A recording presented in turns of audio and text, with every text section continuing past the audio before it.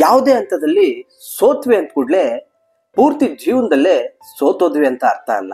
100 kilometre ದಾರಿಲಿ ಒಬ್ಬ ವ್ಯಕ್ತಿ 10 ಕಿಲೋಮೀಟರ್ ನಡೆದಿ ಸೋತಿದ್ರೆ ಇನ್ನೊಬ್ಬ 99 ಕಿಲೋಮೀಟರ್ ನಡೆದಿ ಸೋತಿರ್ತಾನೆ.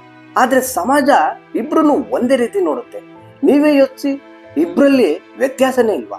10 ಕಿಲೋಮೀಟರ್ ನಡೆದಿ ಸೋತಿರೋನ್ಗೂ 100 ಕಿಲೋಮೀಟರ್ 99 ಕಿಲೋಮೀಟರ್ ನಡೆದಿ ಸಾಗಿ ಸೋತಿರೋನ್ಗೂ ವ್ಯತ್ಯಾಸ ಇದೆ ತಾನೆ? ಹೌದು, ಬಾಲ್ಯದ ಕನಸು ಮುರಿದಿದ್ದಾಗ ನೋವಾಗೋದು ಸಹಜ. ಹಾಗಂತ ಸುಮ್ಮನೆ ಕೂತ್ರೆ ಗುಂಪಲ್ಲಿ ನೀವು ಒಬ್ಬರಾಗೋಗ್ತೀರಾ ಅಷ್ಟೇ. ನಿಮ್ಗೆ ಗೊತ್ತಾ, ದೇಶ ಕಂಡ ಅತ್ಯದ್ಭುತ ರಾಷ್ಟ್ರಪತಿ APJ ಅಬ್ದುಲ್ ಕಲಾಂ ಅವರ ಬಾಲ್ಯದ ಕನಸೇನಾಗಿತ್ತು ಅಂತ? ಬಾಲ್ಯದಲ್ಲಿ ಅವರು ಆಕಾಶದಲ್ಲಿ ಅಕ್ಕಿ ತರ ಹಾರಾಡ್ಬೇಕು ಅಂತ ಕನ್ಸ್ ಕಂಡಿದ್ರಂತೆ. ಪೈಲಟ್ ಆಗ್ಬೇಕು ಅಂತ ತುಂಬಾ ಆಸೆ ಪಟ್ಟಿದ್ರಂತೆ. ಹಾಗೆ ಏರೋನಾಟಿಕ್ಸ್ ಇಂಜಿನಿಯರ್ ಕೂಡ ಮುಗಿಸಿ ಕನಸಿನ ಬೆನ್ನೇರಿ ಹೋದವ್ರಿಗೆ ಸಿಕ್ಕಿದ್ದು ಸೋಲು. ಹೌದು, 10 ಜನರಲ್ಲಿ 9 ಜನ ಸೆಲೆಕ್ಟ್ ಆಗಿ ಇವ್ರು ಮಾತ್ರ ಆಯ್ಕೆನೇ ಆಗ್ಲಿಲ್ಲ.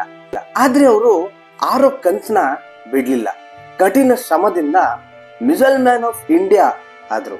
ಒಂದು ವೇಳೆ ಅವ್ರೇನಾದ್ರೂ ಪೈಲಟ್ ಆಗಿದ್ರೆ ಇಷ್ಟೆಲ್ಲ ಸಾಧನೆ ಸಾಧ್ಯವಾಗ್ತಿತ್ತ ಅವರಿಂದ? ಇಲ್ಲ, APJ ಅಬ್ದುಲ್ ಕಲಾಂ ಅನ್ನೋ ಹೆಸರನ್ನ ನಾವು ಸ್ಮರಿಸೋಕಾಗ್ತಿತ್ತ? ಅಂದುಕೊಂಡಿದ್ದು ಆಗ್ಲಿಲ್ಲ ಎಂಬ ಮಾತ್ರಕ್ಕೆ ವ್ಯಕ್ತಿ ನಿಷ್ಪ್ರಯೋಜಕನಾಗಲ್ಲ. ಎಲ್ಲಿವರೆಗೆ ಮನಸ್ಸಲ್ಲಿ ಹುಮ್ಮಸ್ಸು ಮುನ್ನಡೆಯೋ ಛಲ ಇರುತ್ತೋ ಅಲ್ಲಿವರೆಗೂ ಅವನು ಫೇಲ್ಯೂರ್ ಅಲ್ಲ. ಸೋತ ನನ್ನನ್ನು ಸಮಾಜ ಏನ್ ಮಾಡುತ್ತೆ, ಹೇಗ್ ನೋಡುತ್ತೆ ಎಂಬ ಭಯದಲ್ಲಿದ್ರೆ ಮುಂದಿನ ದಾರಿ ಸಿಗೋಲ್ಲ. ಯಾರನ್ನೋ ಮೆಚ್ಚಿಸಕ್ಕೆ ಪ್ರಯತ್ನ ಬೇಕಿಲ್ಲ. ಸೋತ ಜಾಗದಲ್ಲಿ 100 ನೋವಿಂದ ಎದ್ದು ನಿಲ್ಲುವ ಪ್ರಯತ್ನ ಸಾಕು. ಬದುಕು ಸಾರ್ಥಕವಾಗಲ್ಲ.